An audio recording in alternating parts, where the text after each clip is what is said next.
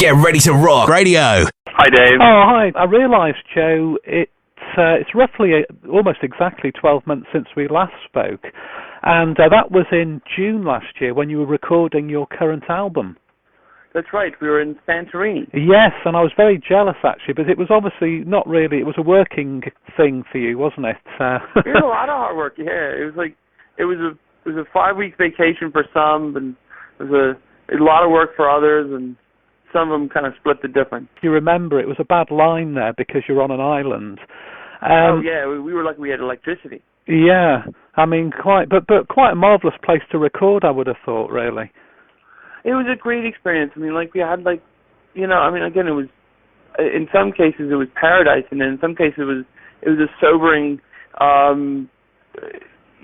place to be because you have very little phone, very little internet if you had it, and sometimes the power was in and out. But it was great because it gave the album a focus that it didn't have, Now, when we spoke, I mean, that was round about towards the end of June. Were you in the middle of recording, or were you towards the end at that stage?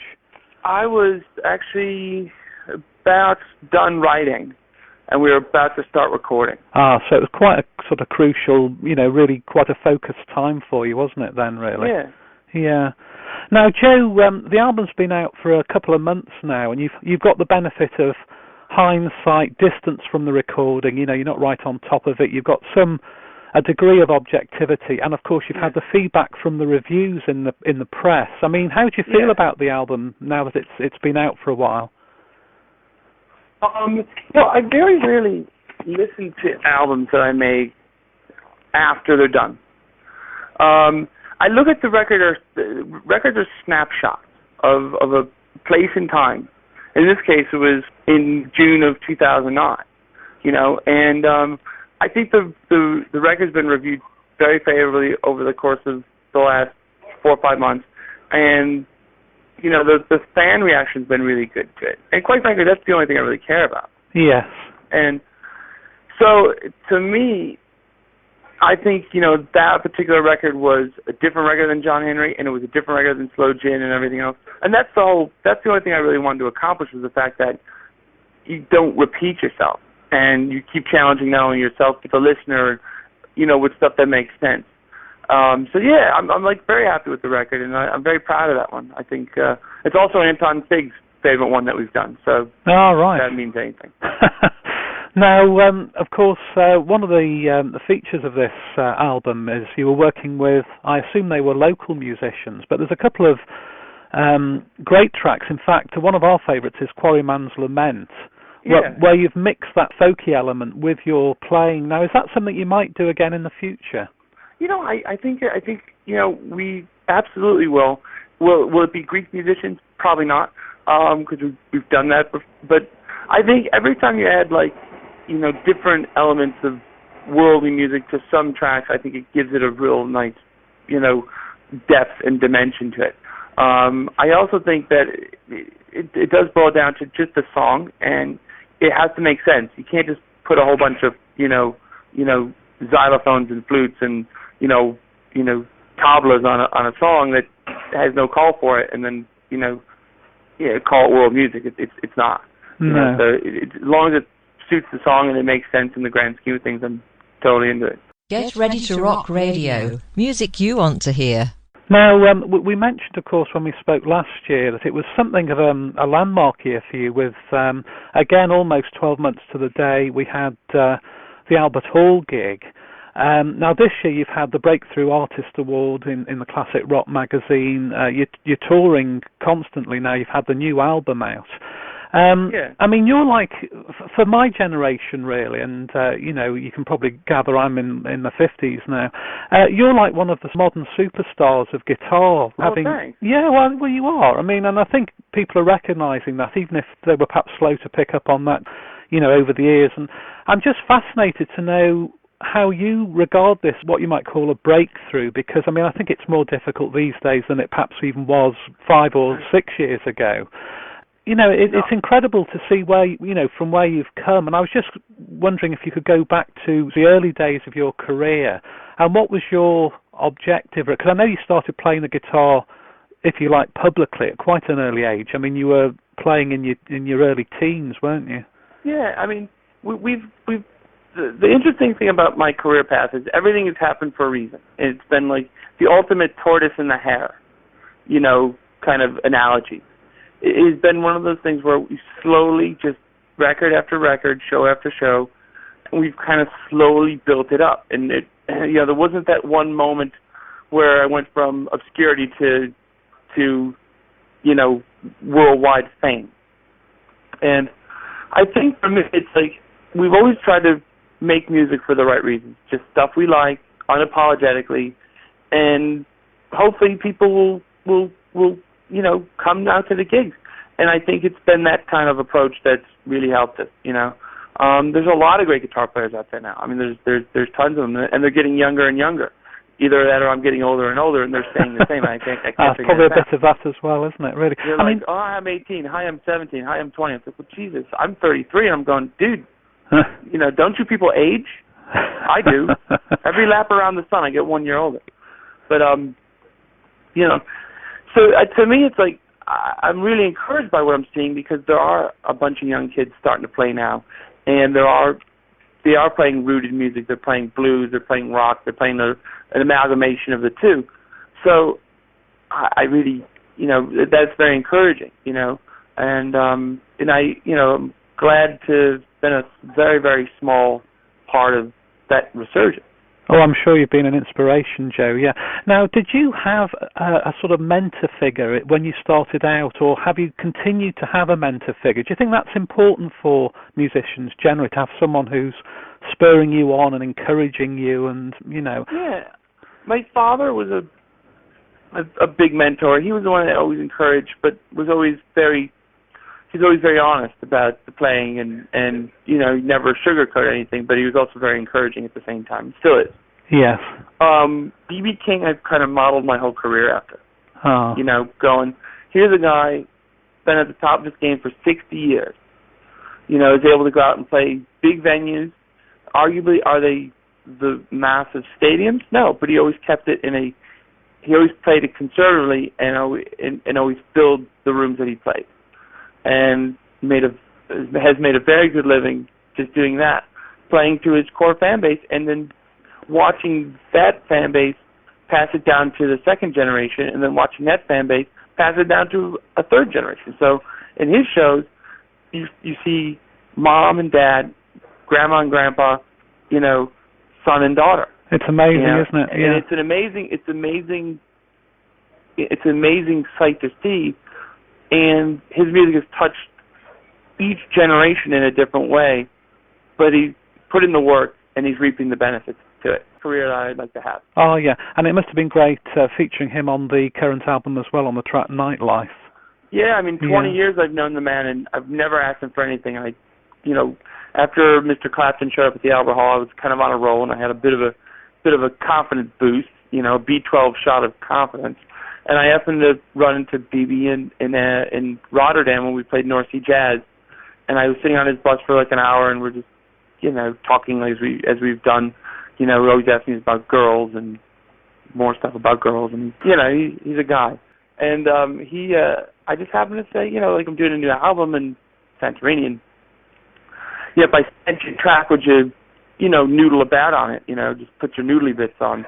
And he was like, yeah, I'll do that, no problem. So I was like, yeah. So in December of last year, he went in the studio in Vegas and sang and played some noodle stuff on there. It was great. Get ready to rock radio. Music you want to hear. Almost like the icing on the cake for you last year, wasn't it? With your Albert Hall appearance with Eric Clapton, and then of course B.B. King. It's fantastic, really. Steve Winwood, that was another thrill. Yes, of course. We did Low Spark of High Heel Boys and Crossroads with Steve Winwood. That was like ace. Yes. I mean, it's like paying your dues, isn't it, from your point of view, to these artists who you've grown up with and you've listened to the music, and we can obviously hear those influences in a number of your albums. But Joe, going back to the guitar playing, did you ever feel on a personal level, how much better can I get playing this instrument? Do you ever worry that, how would you see guitar playing? Is it something that, do you think, that will you will get better over a period, or do you worry sometimes that you might, you've done your stuff and really it's just a matter of refining it, Well, I think at the end of the day, there's no better example to look at other than the guy named Jeff Beck, who has reinvented himself for the last 4 decades and become the top guitar player in each decade in a completely different style of playing. Yes. So there's a guy that I look up to for that reason, because he's also a guy, who never rests on his laurels. I mean, he could have played Blow by Blow and, all those songs that he did in the 70s for the rest of his career and had a very good life. But he's been really reinventing himself and reinventing the guitar to the point where, like, here I am, 33, going, I don't even know where to start to try to figure out what he's doing. And then there's people from all ages in between. And that's a real feather in his cap. So, I mean, as far as guitar playing, there's good days and bad days for me, and there's days that I feel that, the hands and the brain don't connect. Then there's days when I feel that it's on. I think it's gotten more refined as I've gotten older. I think it's slowed up a bit and slowed down. And to me, it's that's I'm happy with that. Yeah, and of course you vary. With the albums, there's a lot of variety. Although you're mainly categorised as as a blues rock player, I mean, there's a lot more in your music, isn't there? Really, I think that must keep it fresh for you. Well, it's also about keeping it fresh for the listener. The listener has to enjoy the record from start to finish, and if you make a record of very same sounding stuff, slow, and then just playing slow, medium, and fast, and changing the words, I think people tend to listen to your record once and throw it away. Programmed by enthusiasts, not accountants. This is Get Ready to Rock Radio. No, we can't let you go, Joe, this morning without talking about this new collaboration with Glenn Hughes. Yeah. Now, that's something quite out of the blue, really, when I heard about this. Has the band got a name yet? The band has a name. It has actually 2 names. Ah.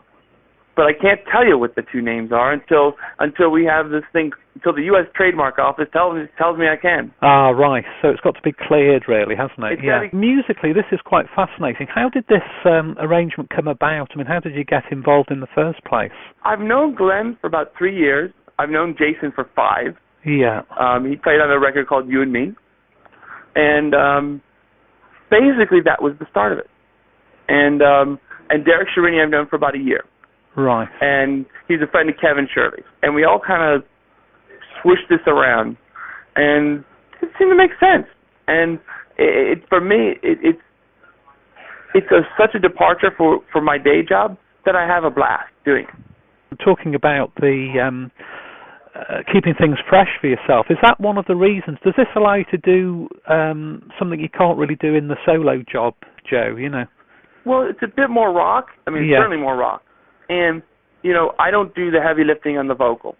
I sing some. I sing 2 songs on the album, and I sing some harmony bits. But I don't do the heavy lifting, and that's Glenn's area of expertise. All I get to do is just play my Les Paul and solo. Yes. And it was great. It was less pressure because the sandbags kind of got spread around throughout the members, and it was a lot.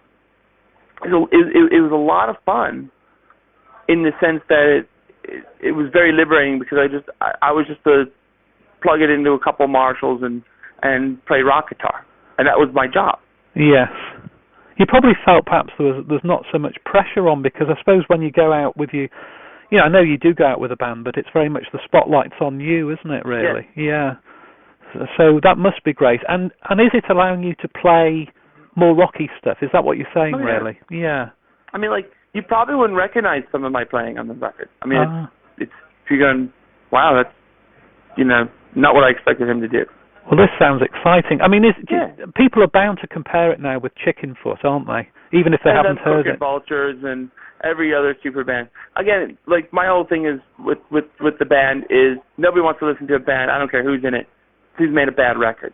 Yes. So gotta concentrate on making a good record first, and then the hype machine will kind of either like it or dislike it, and it's to me it's really we did it kind of under the radar, which was great, and I prefer to do it that way. Yes, yes. But I think the thing about Chickenfoot, it has surprised people because it does seem to be a more lasting arrangement, and it would be great if this arrangement, so many supergroups seem, for obvious reasons, Joe, the ego element not least, they seem to fizzle out after the first album, don't they? Well, I mean, it's not ego more. I equate it to if you were to try to merge, like Virgin Airlines with British Airways, with BMI and EasyJet, okay, and get everybody in the room. They're all friends, and then go, okay, we're going to merge these businesses together, and then we'll just let the lawyers sort it out.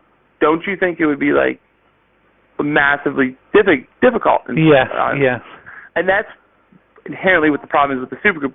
Everybody has commitments to their own thing, and they also have expenses that go along with that, So it's like, I can't completely abandon my band guys that have been with me 5 years because, they're my guys, they're my family. So, I have to keep playing on my own to support not only them but myself.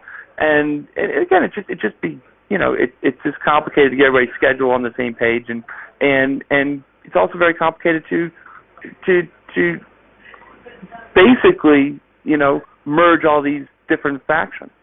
Yes, yeah. I mean, it sounds once you've overcome the hurdle of the name, I mean, that'll be a big, we're happy with the name, and we're happy with that. Getting a website together, and it's like, it's like starting over. It's like really exciting stuff. It's great, isn't it? It does My sound website's good. been up for 10 years, so it's like I don't remember like this, picking out pictures.